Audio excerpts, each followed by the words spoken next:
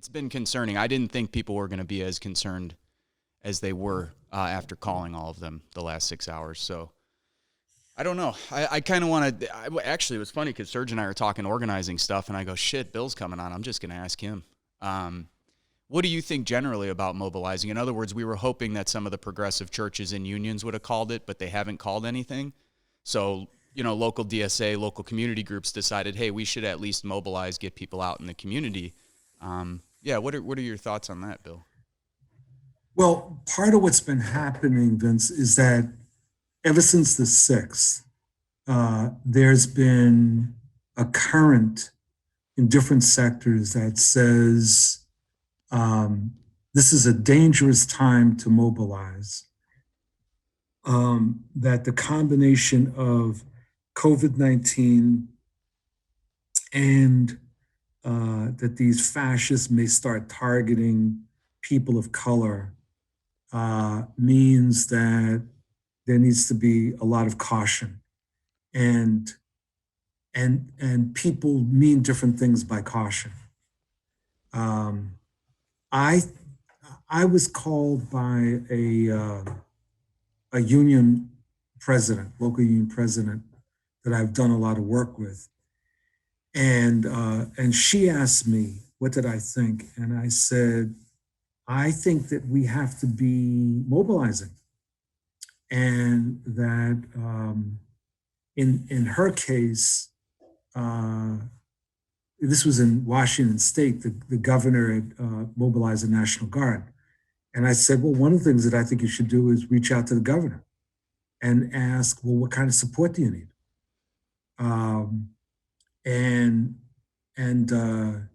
So people should stay out of a situation that might become a free fire zone.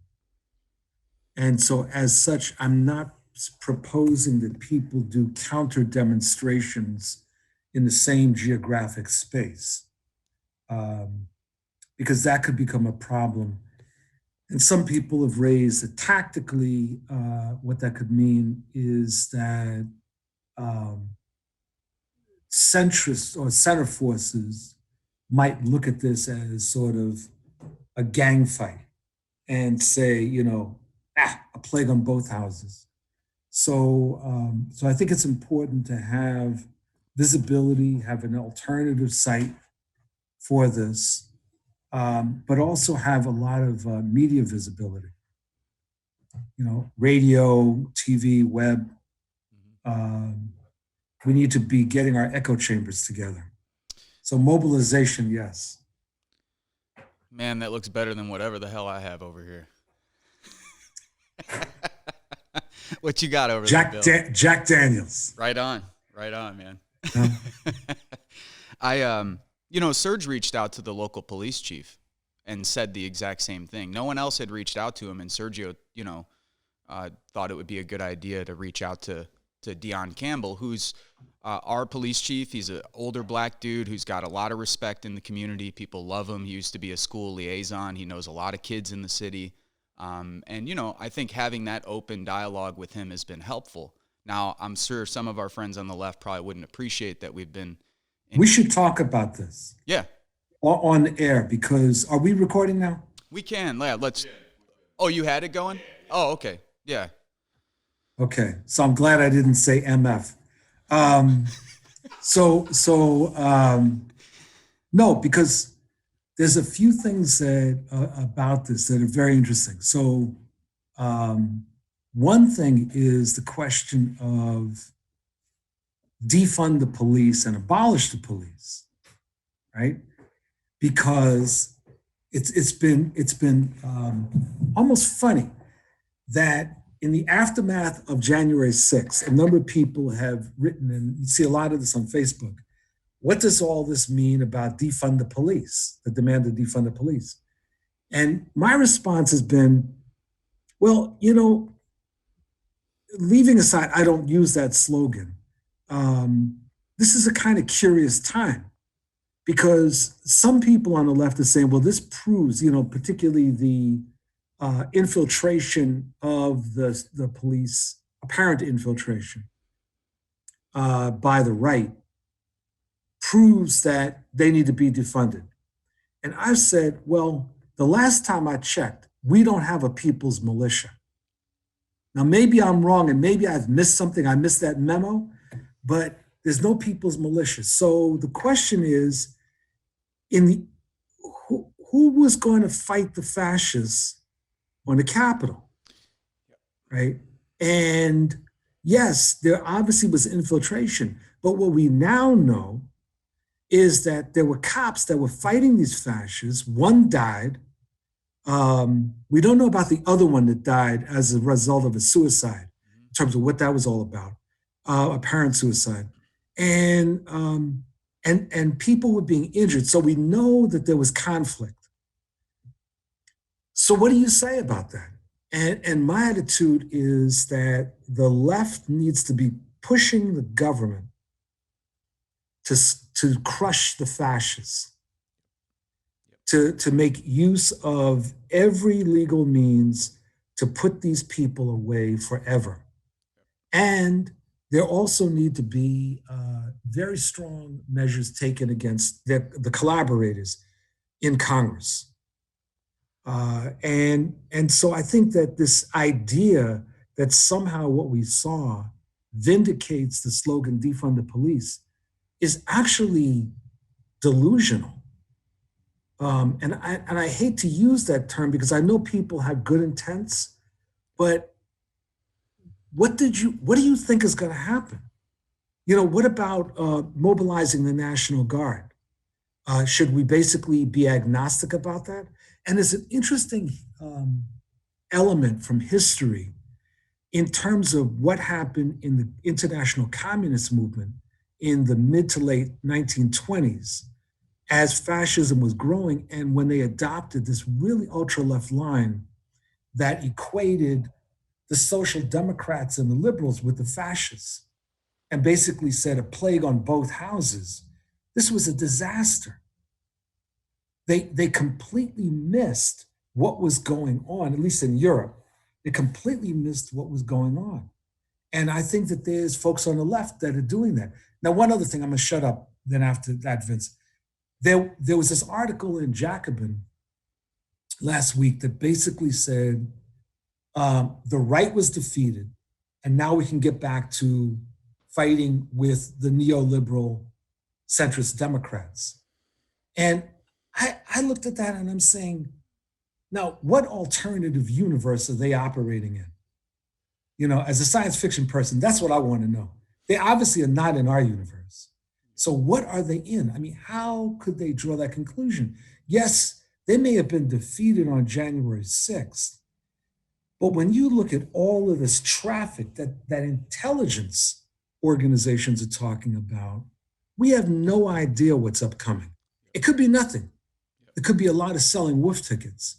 It could be a lot of rogue operations. We don't know, but the idea that we can turn our attention away from the right-wing populists and fascists and go back to kicking Biden's ass? No, and we're gonna need to be very sophisticated because, in my opinion, the first 2 to 4 years of Biden's administration could look a lot like the Clinton years on steroids: Ruby Ridge, Waco, Oklahoma City, and onward. That's right. And I think people really need to wake up to what that is. I had sent you a recommendation. I think it's the best book on the white power movement since Vietnam by Kathleen Belew. And look, I'll back up a little bit. I don't think you know this about me, but I'll tell you. My brother used to be security personnel with Capitol Hill Police. He just finished a diplomatic security and Secret Service training course. He's now on the security detail for Mike Pompeo. So he's got, he's been there. He's been there for years. This is someone who's devoted his life, as a liberal guy, has devoted his life to the state project, to this project. And after speaking with him, two things became very clear. One, which was Sergio and I's assumption from having tactical training, that if there would have been a company-size element of 200 guys, well-trained, well-armed, with blueprints to that building and knew exactly what they were doing in a way that was much more organized than what we saw, this could have been so much worse than what most, I think, civilians understand. In other words, if you talk to somebody like my brother, he'll tell you where I think a lot of civilians assume there would be a protocol for something like that. There is no protocol for people taking over Capitol Hill, executing the Democrats, and then setting up some provisional government. There's no, oh, hey guys, this is what we do, step 1, step 2, step 3. That doesn't exist. That's one. Two, what worries me from speaking with him, because of the last 10 months of politics and now the last week, what I'm starting to hear him say, and I don't want to put words into his mouth, but what I'm worried about is that entities within the state are starting to see themselves as like separate from this side and separate from that side. Who's looking out for us? And if they can, mold that into a political force, that to me is also scary.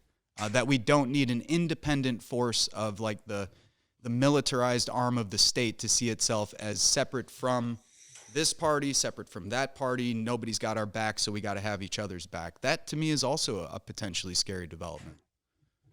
Yeah. A kind of Bonapartist option where there's stalemate politically and an individual or an organization, in this case, the military, enters in. Well, I think that that's obviously a danger, but I think that the Joint Chiefs statement this week was actually a very good thing. And there were a number of people on in social media that were saying that worried them, that the Joint Chiefs had to say that.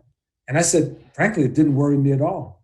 I thought it was exactly what they needed to say and that the country needed to hear it. It wasn't just, that message was not just to troops. That was a message to the country. Yep. That if you mess around, you're going to be dealing with us, meaning the military. Yep. And that's something that I think that these fascists are going to have to think about very carefully. I mean, I know that they have their Turner Diary dreams, but the reality of carrying out a protracted guerrilla war of some sort, it's going to be pretty awesome. And I don't mean that obviously in a good way. Yeah. So I think that the Joint Chiefs did exactly the right thing. And I think that we on the left need to be pressing all arms of the state to crush the fascists. And with a basic notion that there is no middle ground with the fascists. There really isn't. There's no, I was using the analogy earlier of having gangrene. And when you hear these liberals talking about, well, we've got to heal. Well, if you have gangrene, you can't just like wrap up that part of the body and expect that it's going to heal. That's just not the way it works. And that's the situation that we're in now. That gangrene is in the system. It's not like a threat. It's not just like a possibility. The gangrene is there. So the question is now, what do we do? And that's where I think that demands have to be on the state. And that's why the notion of defund the police and abolish the police, even if it was correct, which I'm not acknowledging, because I just disagreed with the slogan, because I felt like it was missing the explanation to masses of people as to what needed to happen. It's completely inappropriate now. And that we need to be talking about specifically what we need from the state. Now, there will be certain people, and I'll put money on this, Vince, that will bait me and say, so Fletcher's saying we should join hands with the FBI. Well, I'm saying that I want the fascists crushed. And I actually don't care who does it, right? I don't think that this is one of those moments when, you treat this as some sort of abstract question.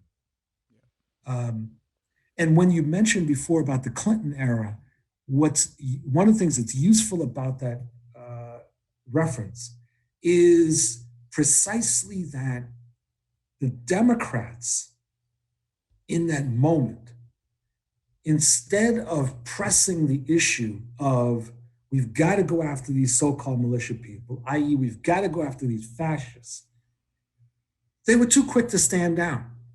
And they allowed the Republican Party to basically buffalo them. And while some of the militia groups did stand down, there wasn't enough. They needed to be crushed. And I just listened to an interesting interview with a gentleman who's a journalist who's been following the mafia and different militarized groups in the United States, so drug cartels, mafia, white power groups.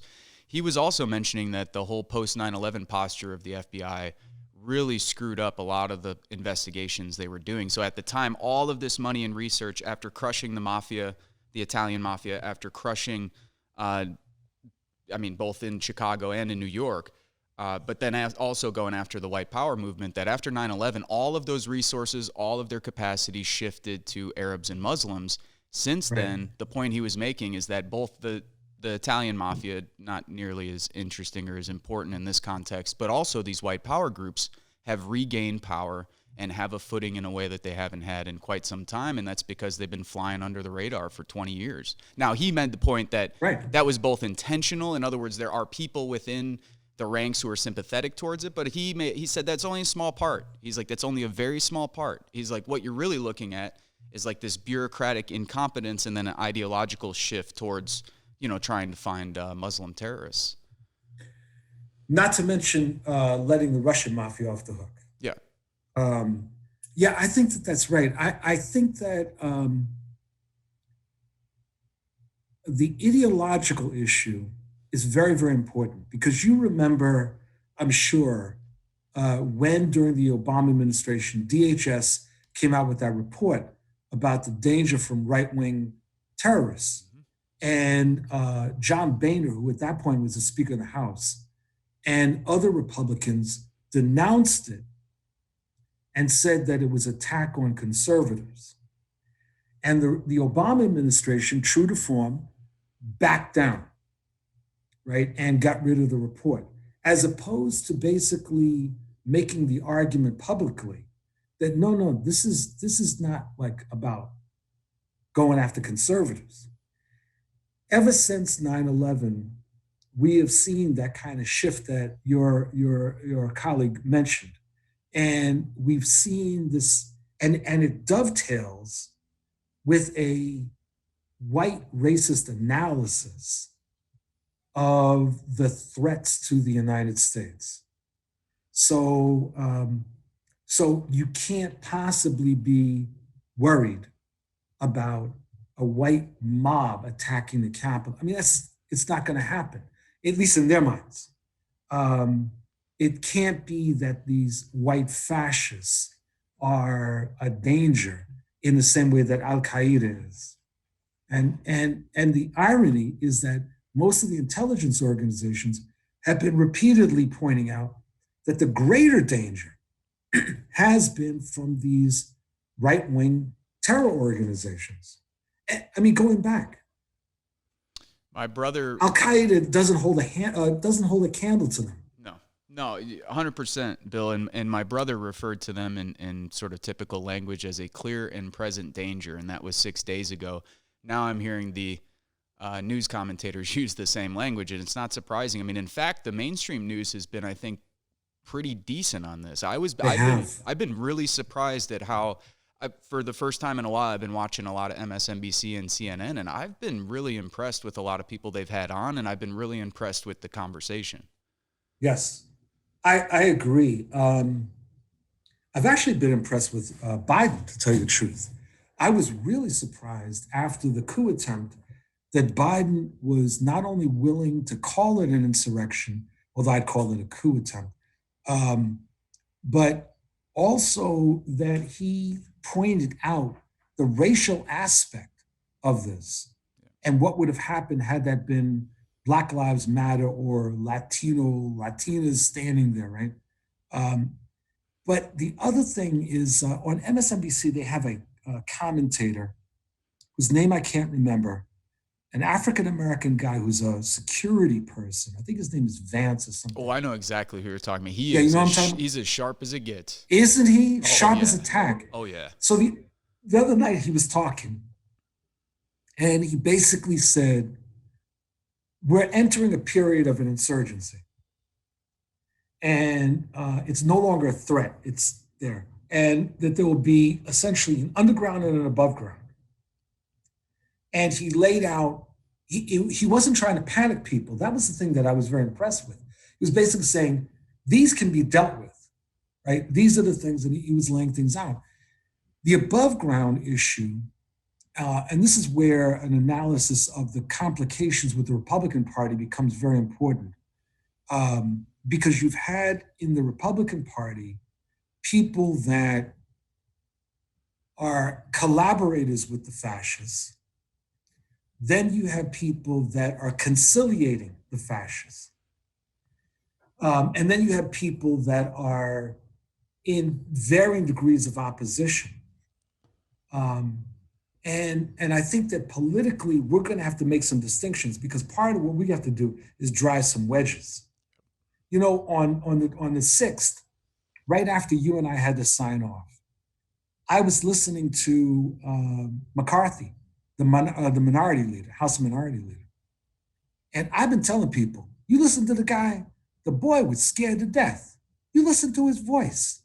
And even though later he went on to do this cowardly, unprincipled thing of standing against the election results, when you listen to what he was saying and you listen to his voice, this guy was clearly not anticipating that this thing was going to go down and did not know what the ramifications were going to be.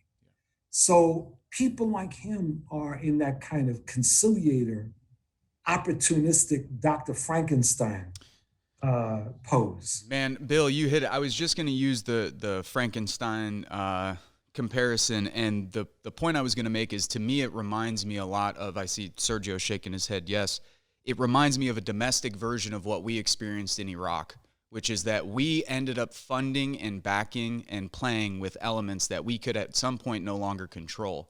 And to some degree, I see this white power movement and these fascists as the same element domestically within the Republican Party. They've created something that they can no longer control. Exactly. Listen, man, this message is so important. And people have to understand, this started in 1968. When the Republican Party looked at the George Wallace campaigns of 64 and 68, and they saw the impact that Wallace was having with white voters in the South and the Southwest, when Nixon created the so-called, or he didn't create it, he adopted the Southern strategy. From that point on, they have been assembling the monster. They've been taking dead body parts and putting them together, believing that they could build this monster that they could control. And many of us on the left, because we didn't have the right analysis of right-wing populism, thought of this as simply a kind of instrumentalist thing. That is like a puppeteer and a puppet. So, for example, when the Tea Party went down, you probably remember when people talked, they described it as an astroturf movement. And that was wrong. Yeah. It was wrong, yes. And it led to the wrong strategy in response, because if it was an astroturf movement, then that means that it would have no legs on its own. Yep. But the Tea Party was fundamentally the base upon which Trump ran and won. Yep. I just did a talk the other day on my Facebook Live trying to draw a line from coming home from Iraq and seeing unhinged, wild, white conservative evangelicals under the Bush administration who are calling me a fucking traitor and a piece of shit and all this stuff. And I'm thinking, hey, whoa, I'm a combat vet. You know, I'm an infantryman. Like, I just got out of the Marine Corps. And these people look at me and say, hey, son, I don't give a shit. You're a fucking traitor. End of story. That was right at that moment, from 2006 to the reaction to Obama, to the Tea Party movement in 2010, to the lunacy after that, the response to Occupy in Wisconsin, right up to 2014 when they started booting Cantor and Boehner out of the party and they took the Senate, right through 2015 and Trump, where like now you're dealing with something. I know it goes well beyond that time, but in my personal experience, no, you're right. Just watching this go further and further, It's funny, Bill, because my dad didn't graduate high school.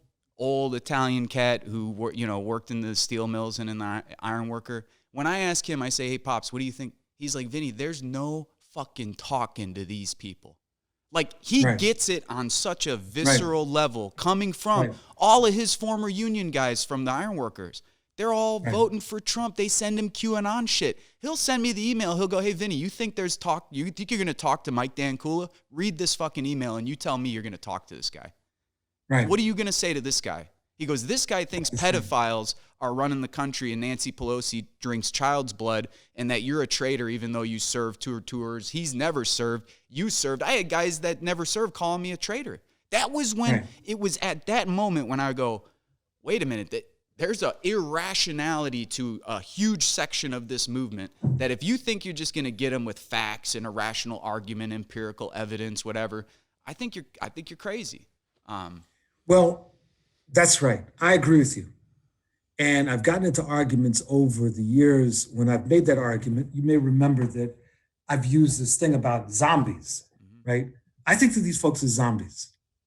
And that when you become a zombie, as you know from watching zombie movies, you don't become a human again, right? Yeah. And I think that that's basically the case with these folks. It is really interesting to watch the way that this has evolved. And let me take you back to the 1970s. Did you ever read or know about a book called Chariots of the Gods? Yep. Okay. This was the whole thing, that it wasn't Africans who developed all of these wonderful artifacts. It was space aliens that came. That's right. Exactly. Yeah. So one of the things that your younger listeners may not know is the impact as a phenomena that Chariots of the Gods and other books by this guy Von Däniken had. It was good science fiction, right? But he was presenting it as fact. And it was really interesting because of the way that the subtle racism of it that was sort of flowing from something that Du Bois had talked about in terms of the way that the myth of Atlantis had been used. And this idea that Africans, Asians, and indigenous people in the Americas could not possibly have come up with the advanced civilizations. Therefore, it had to be aliens, right?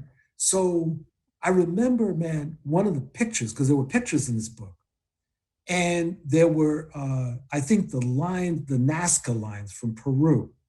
And the subtitle was something like, "These are like runways." Okay, at one point, PBS did a documentary that demolished this. And they basically showed, first of all, that he misused photographs.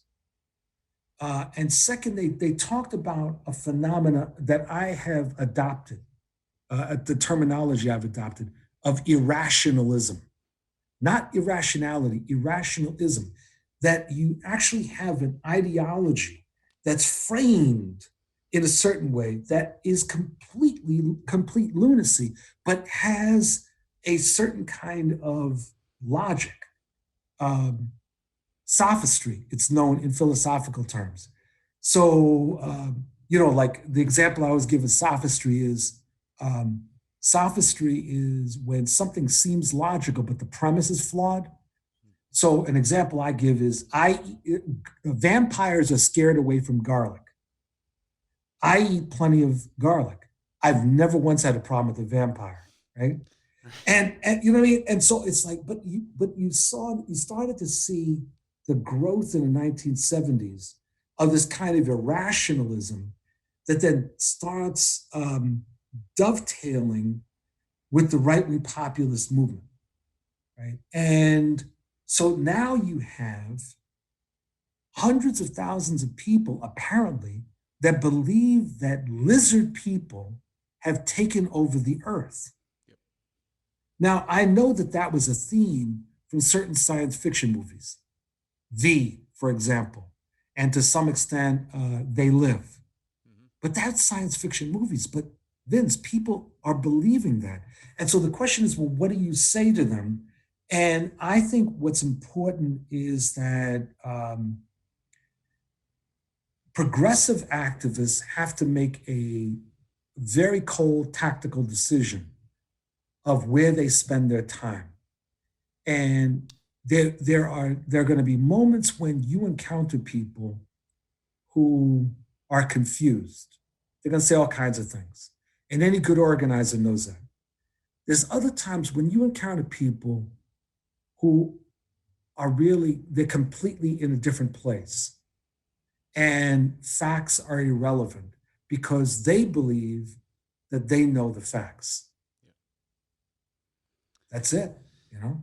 I think one of the things you brought up, I want to swing back because I think this is all tied up to, can the left prove itself to be a credible entity in the eyes of most ordinary people? When people in our area, Bill, to bring it back to the policing issue and defund the police, in our area, it was a non-issue because our police have been defunded in Gary, Indiana, in Michigan City, in South Bend, in Hammond, in East Chicago. For the last 45 years, they've been defunded. There is nothing to work with at our city budget. So the problem when these types of slogans come from on down, from the top down, when they filter to a place as localized as, say, Northwest Indiana and these small Rust Belt towns, they have no resonance because they are not in our material reality. We have no city budget to mess around with, particularly after the last 10 months. Now we're at a point where we're starting to fire police officers, cut back on city services, lay off city workers.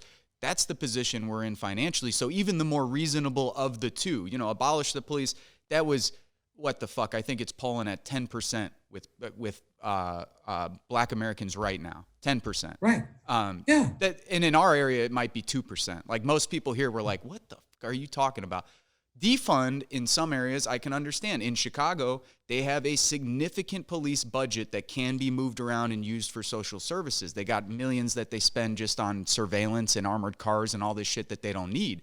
That's a way different story than places like this. So the problem I've also seen over the last 10 months, like the geographical difference of where we're at in our political context here in Northwest Indiana, even compared to a 50-minute drive to the west in Chicago, it's night and day, man. So when people come down with these national movements and they say, hey, here's the slogan, here's the thing, we're running with this.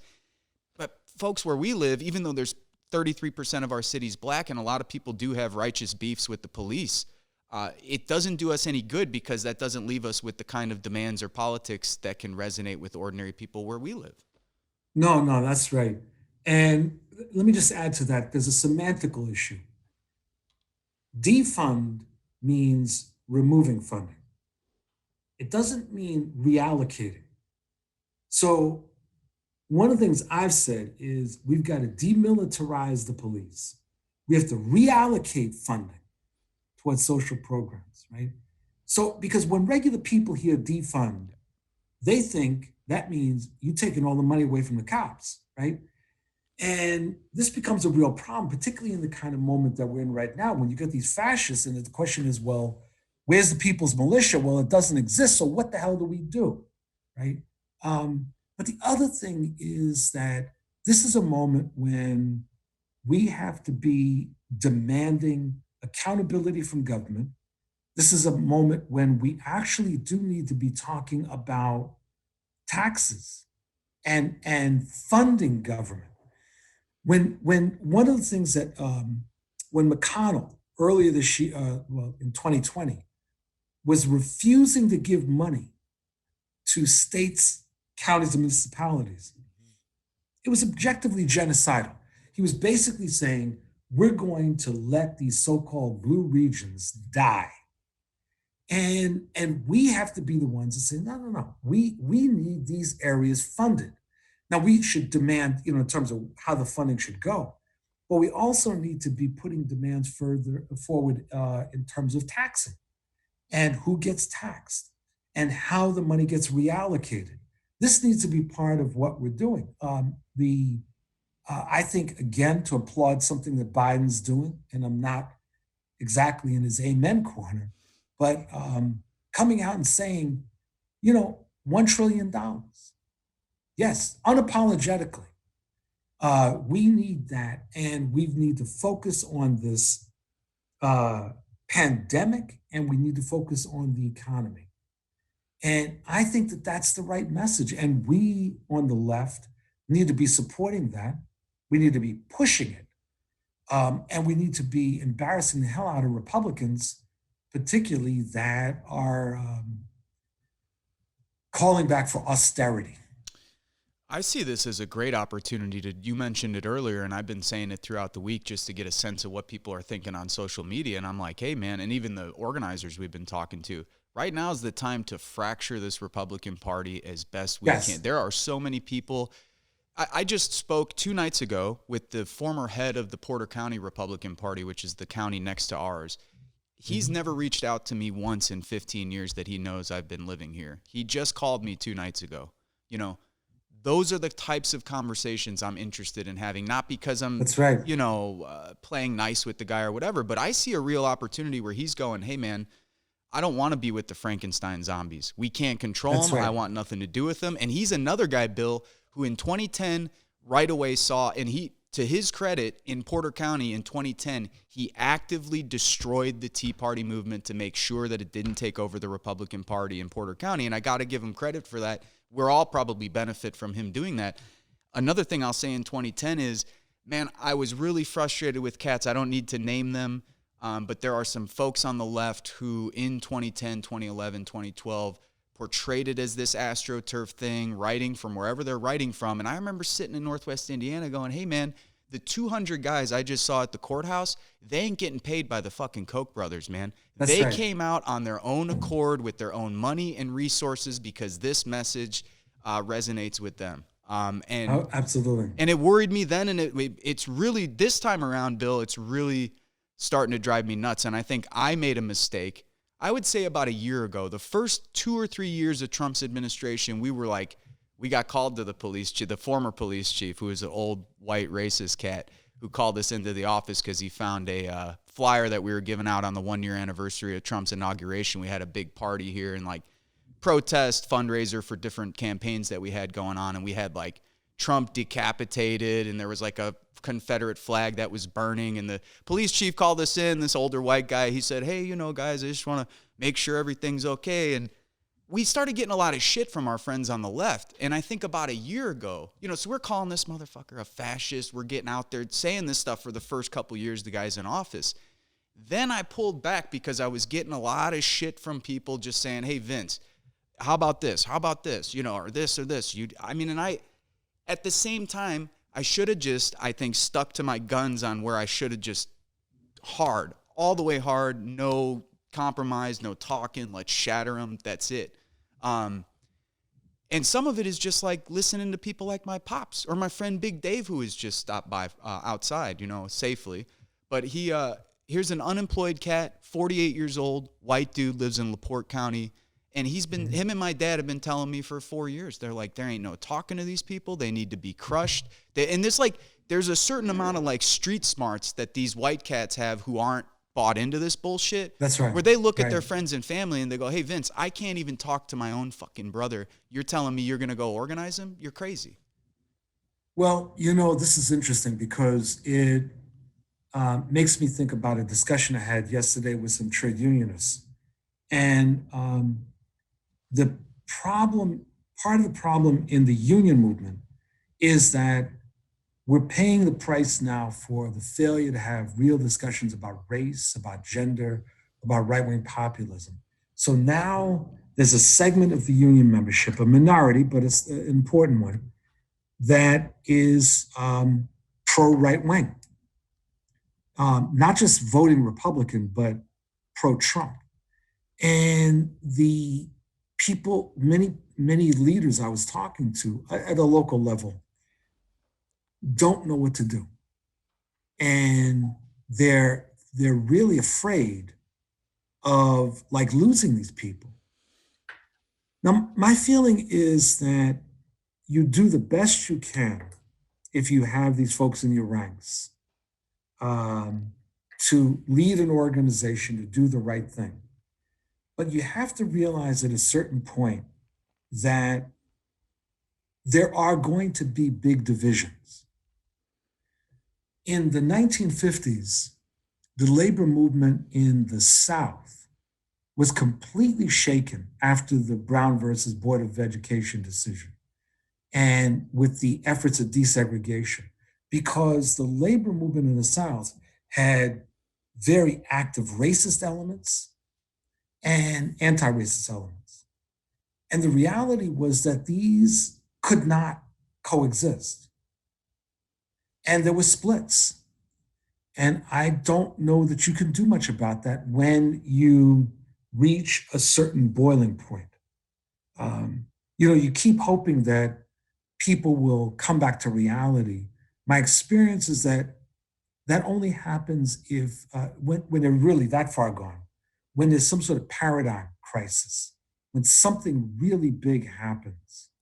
And even what we're looking at now, I started wondering when Trump on the 6th told people, let's march down to the Capitol. And then he himself did not go. And then later offered these ambiguous statements and then eventually said no violence, right? I wondered how that was going to have, what kind of impact that was going to have on his base. And what I saw were two things. One were a set of people that said, the hell with Trump. And then there were others that just simply ignored it. And I don't know how you win these people over. The latest polls I saw range from 18% to 33% of the Republican Party supports what happened on Wednesday. Now, if you take the 75 million people or 74 million who voted for him, 33% turns into a big damn number. That's 25 million people in this country who were down with what happened last Wednesday. This ain't like, so when people start talking about this within the party, I think to myself, they're going, it's only 30% who agrees with what happened on Wednesday. Man, you're talking tens of millions of people if that's what we're talking about. You are, but let me just caution you. Roughly 25% of the electorate is thoroughly reactionary and consistently. Yeah. So I think one of the things that means to me is this. We on the progressive side have to act like the majority. And that means, I'll tell you what it doesn't mean. In the aftermath of the election, one of the things that was really driving me crazy was you had all of these Democrats that were saying, well, the election was close. And it's like, so what? I mean, Trump lost the 2016 election by the popular vote, yet went on to claim that he had a mandate. So what the hell are you whining about? Biden won the electoral vote and the popular vote and did quite well with the popular vote. I mean, the United States has been divided for a long time. And see, this is the other thing, and I hope in the people that you're talking with on your show that folks get this. This country has been divided for a very, very long time. We have a lot of myths about national unity. And I was trying to explain to someone yesterday who was like totally freaking out. It was almost like battle fatigue, right? And he was totally freaking out and say, oh my God, the country is so divided. Well, the country has been divided many times. We had something called the Civil War, right? And we've had Jim Crow segregation in the South, de facto Jim Crow segregation in the Southwest. We've had this experience of a very divided country. And I feel like people are losing their bearings in part because they're not remembering history, or in some cases, just may not know history and not recognize how deep the divisions have been for a very long time. Well, thinking about policing the military, and you mentioned Little Rock. Hey, man, who went down to Little Rock to make sure that those kids can go into that damn school? That's right. It was exactly. It was the national. It was 101st with the National Guard. Right. Yeah. And who did not go into Wilmington, North Carolina in 1898 when white supremacists carried out an armed insurrection against a democratically elected government, right? I mean, a lot of people don't know about that insurrection, but it was a democratically elected populist administration that was militarily overthrown by a white supremacist coup, where people were killed, driven out of town, etc. And the state of North Carolina and the US government did nothing. Now, would we as progressives have sat back and said, our position is that it was the repressive apparatus of the state. We're not taking a position on this. Hell no. We would have won. I think we would have wanted US troops to have gone in there and kicked the ass of those white supremacists. Yep. You can't have it both ways. And this kind of agnosticism is infantile. It's upsetting to me because, look, man, the left that I'm interested in being a part of is a left that actually wants to run a country, a left that actually wants to run a society, that wants to run a political economy, that wants to develop international agreements and relations and treaties. And, I have to be honest with you, Bill, and I'm just kind of going off here, but I've been really surprised, shocked, and disappointed over the last 9 days. The reaction from some of our friends on the left to what happened on Wednesday, even if, I cut people some slack, man. If you went into it ignorant, that's one thing. But when stuff like that happens, it's time to snap out of it. And if that means that you went into it, thinking this or that, shit changes quickly. And your thinking, your politics, your posture, I think, has to change with the times. It doesn't mean you don't remain true to your principles or your values. It just means, hey, what's your position? And are we serious about actually taking over this government, running the state apparatus? Like, is that what we want to do? Or are we just interested in kind of being on the outside, giving these nice critiques on social media, giving all this kind of like, the way I look at it, man, we're in a war right now. We're in a fight. Pick the side and let's go, man. It's not time for like, is it right that he punched him in the face or not? They're punching your buddy in the face. That's what they're doing. They're punching your friend in the face. Now, your choice is you either sit at the bar and keep having cocktails and watch them and debate whether or not it's ethical to jump in, or you jump in. And I don't know. I mean, I know that's like a simple, sort of silly. No, I'm with you. Like silly example, but man. No, it's not. You see, the thing is that I think that there's a combination of American exceptionalism and fear and a lack of strategy. So the fear is what we talked about earlier. A combination of the response to COVID and the issue of violence. And when I've done other interviews, what I've said, and I'm speaking as a 66-year-old guy, is that there's certain things I'm not going to do now because I can't run in the way that I once was able to. I was a damn good sprinter, and I didn't fear going to demonstrations because fundamentally, because I knew I could run like hell, right? Mm-hmm. If you can't, then you don't go, right? And there's other things that you can do, but don't say to everybody, because of the danger, everyone's got to sit home. I appreciate the issue of COVID, but people were facing COVID in June and July. Yep. They wore masks, right? Yep. So there's that. But there's this American exceptionalism, and maybe I'm overstating this.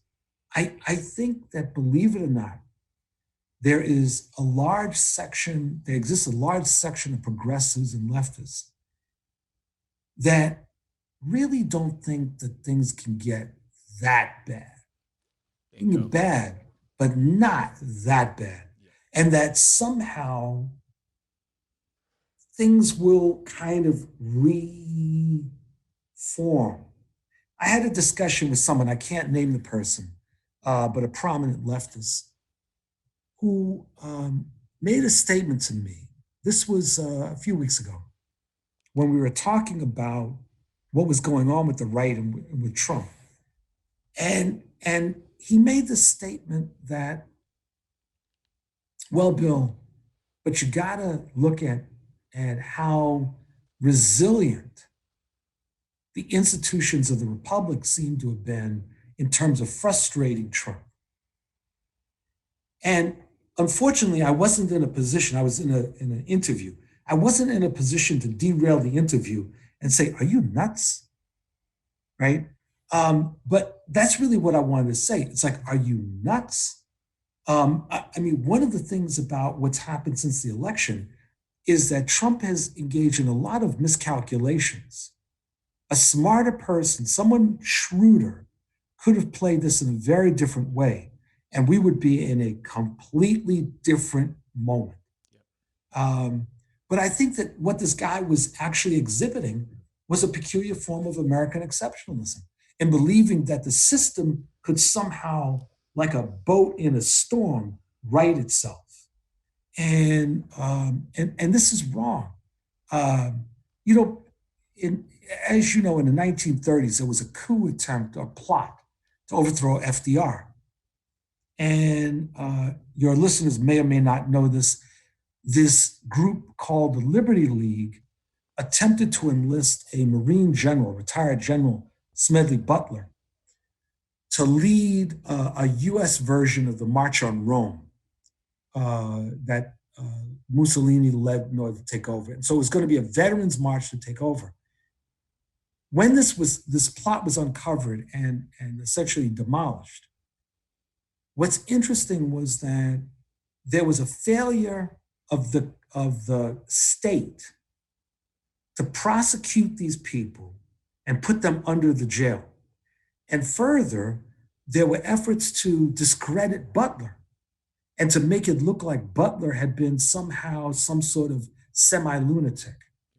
And I think that failure to deal with that, as well as the failure to deal with what a JFK, President Kennedy, was apparently feeling in 62 and 63 prior to his murder about the possibility of a military coup, which is one of the reasons it's been reported that he was very supportive of the production of the movie 7 Days in May. The way that people live in denial about those, I think, has led some segments of the progressive and left movement to basically feel like things can get bad, people may get killed, but it's not going to get that bad. Yeah.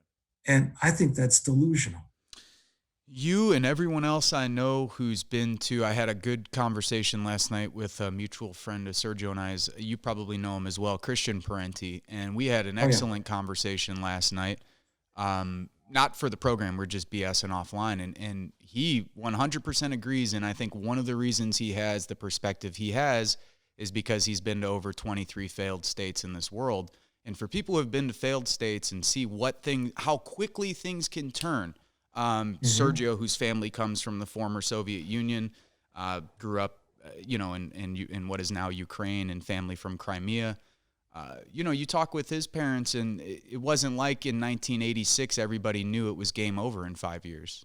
People think that today, but when you talk to these folks, they're like, we thought it was going to in perpetuity. The other thing I'll say, and it's sort of a racist trope that I think we see in the United States, is we saw it coming back from Iraq and Afghanistan. We came back from, when I got to Iraq, I was blown away by the architecture. I was blown away by even the modern architecture. So now I'm talking hospitals, schools, airports, roads. Some of the highways in Iraq were nicer than the highways we have in Northwest Indiana. And I remember sitting there some days going, now, no, this wasn't some perfect place. No place is. But for Christ's sakes, like, it went from a different context, totally different story. I don't want to draw too many parallels, but it was like just a little seed of the idea of like how quickly things can spiral out of control with a certain level of violence, and that you can go from, people thinking, hey man, we'll go to the store for as long as we want, to now you're in a violent context that can, rapidly spin out of control. And I think this is true for people who have dealt with gang violence. We see it in the neighborhoods. One guy kills another guy. Now the next weekend, it's 15 people at a house party, and the weekend after that, it's 23 people at the next house party. And this keeps going and going. And I don't know, man. To be honest with you, Bill, I think there's a lot of folks on our side who just don't have a real tight grip on reality and like what the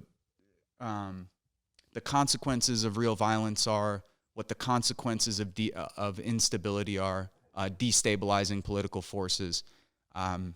It's frightening to me right now. It worries me that so many of our friends seem lost in the sauce at a moment like this, where, for me, it was like Wednesday, boom, got off the phone with you. We immediately got to work. It was like, let's roll, man. We got shit to do. It's not time to navel gaze right now, in my opinion. Like, it's time to, That's right. to get down and let's do it. We know who the enemy is, and now let's do our best to demobilize them and to mobilize and organize our people. So I don't mean to sound so down today, but man, Bill, I've been really shocked over these last 9 days, including mutual friends that we have, people that I know who have worked with that. I mean, I've been pretty much screaming at them on the phone over the last week going, are you getting crazy? Get off the couch, get in the street. Like, come talk to people, man. Some of these cats, Right. Bill, they must live in a bubble because you know who you sound like? You sound like every ordinary person I've talked to for the last 9 days. Every other bullshit I've read on the left. Now, there's been some good analysis, but a lot of the stuff coming out, that's like operating in a universe that's not, Agreed. it's just not the same world, man. And that's worrisome to me. Like when I can only find a handful of people who got a voice on the left, you have a voice that people respect. And man, I'll tell you what, man, we've got to have some serious conversations within our movements and organizations. What the hell we're doing and how we're going to approach this. So actually, believe it or not, you don't sound down. You sound really pissed off. And I make that distinction is really important. This guy I was dealing with yesterday that I mentioned earlier, he sounded down. He was like, oh my God, the country is divided. It's so divided. I don't know what we're going to do, blah, blah, blah. I put that in a different category. I would rather that guy just go in a room somewhere and watch TV, right? And just like, don't bother the rest of us, work out whichever your issues are. Because right now, it's right to be angry. It's right to be angry about the situation that we're in. So we have very concrete things that regular people can do. So we've got to be thinking about the pressure on government, the Biden folks, state and local government. Prosecute these fascists, put them under the jail. We've got to engage in preparation of various forms of self-defense. Now, I'm not talking about building up a people's army, right? I'm being very realistic. All kinds of self-defense. And some of it is just sort of common sense things to watch out for. And then other mechanisms of self-defense that I'm not going to go into. We need to be doing what we talked about in the very beginning, mobilizations. And we need to be having people out there in masses so that it's clear that there is an anti-fascist mandate, right? That and not just the opinion of Vince and Bill, but masses of people. And so they have to be, protected. One of the things that we can learn from the civil rights movement about protection was the Deacons for Defense. And there's other forms of protection that people can use and discipline. So one of the things that means is that this whole idea of diversity of tactics, gone, forget it, right? It's like, we are going to be disciplined. And if you act up, we're going to kick your ass, right? Because there's going to be discipline. We're not going to allow room for provocateurs or idiots to come in and mess things up, particularly in this kind of moment. I mentioned before about echo chambers.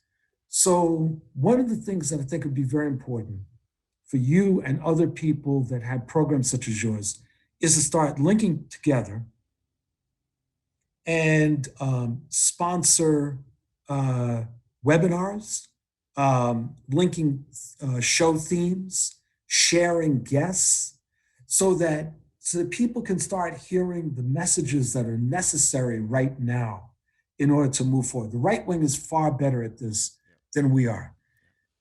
And then, look, man, some of our friends, I just leave them alone.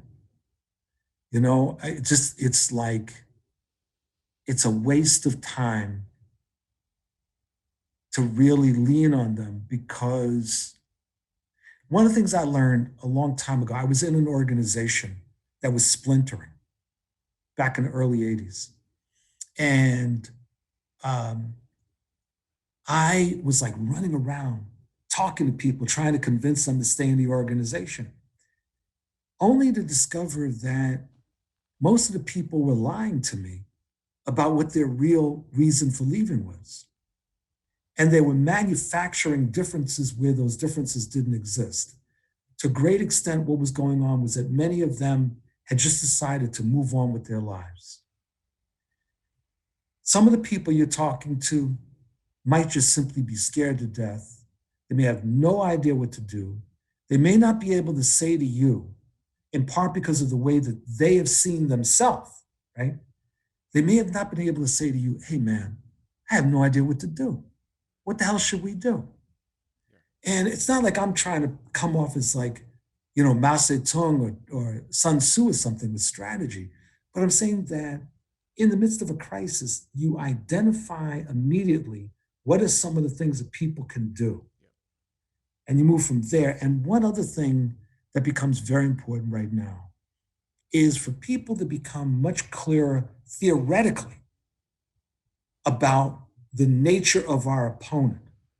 So I've been really pushing people, for example, to read material out of the Political Research Associates, which is this group that has studied the right wing for years, based up in Massachusetts. Great material, right?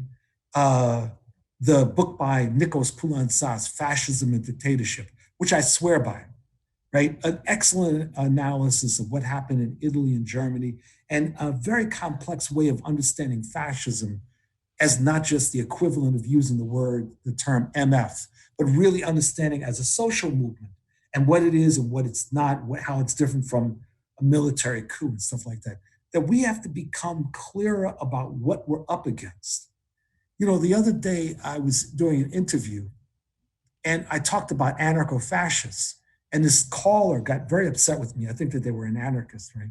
And they seemed to think that what I meant was that the fascists were confused and disorganized. And I said, no, I'm using that term very explicitly. That when you look at Mussolini and Hitler, one of the things that they did is that they consolidated a fascist movement into a political party. Mussolini essentially crushed his opponents and forced everybody into the fascist party. Hitler basically did the same thing, and certainly with the Night of the Long Knives, made sure no one was there. That we have now in a number of countries, including the United States, people I would describe as anarcho-fascists. They are groups that have an apocalyptic view of strategy. They are not necessarily thinking about taking power in the way that Hitler and Mussolini was. They're thinking about setting off a conflagration, right? That will lead to, it's almost, what's the word, millenarianism, the end of the world type stuff. It will lead to the fascists being swept into power. Some leftists have that same kind of view. And that's what I mean by anarcho-fascists, that they have these networks. Many of them are online. They are decentralized. And they also are not unified ideologically, which is very hard for many of us on the left to appreciate. I don't know whether you ever saw that movie, I think it was Costa Gavras did, A Betrayal, with Deborah Winger and Tom Berenger. Really interesting. She's like an FBI agent. This is in the 1980s, and she infiltrates this fascist group in the Midwest. And there's a moment when Berenger, who is this fascist, but not a Nazi, goes to a gathering of fascists. And this one guy shows up in a Nazi uniform. And Berenger later says something like, what the hell is this? My father fought people like that, right? And it was in that one scene showing the differences within these fascists that become very, very important for us to understand at the level of strategy and tactics. So that's the other thing that I think that's really important for us to encourage people, right? That, know your enemy and know yourself. You can fight 100 battles without fear of defeat, as Sun Tzu said. And part of understanding our enemy is really grasping who these demons are. You've been watching Park Media. I'm your host today, Vincent Emanuele, and we'll speak to you soon. Hey, thank you for watching and listening. If you think this program is worth a pack of cigarettes or a cheeseburger, you could become a Patreon for as little as $3 a month. The link is available at our website, parcmedia.org. That's PARCmedia.org. Make sure to subscribe to our YouTube channel below. Also, you could find us on Instagram at Park Media, Facebook at Politics, Art, Roots, Culture, and you could find me on Twitter at Vince Emanuele.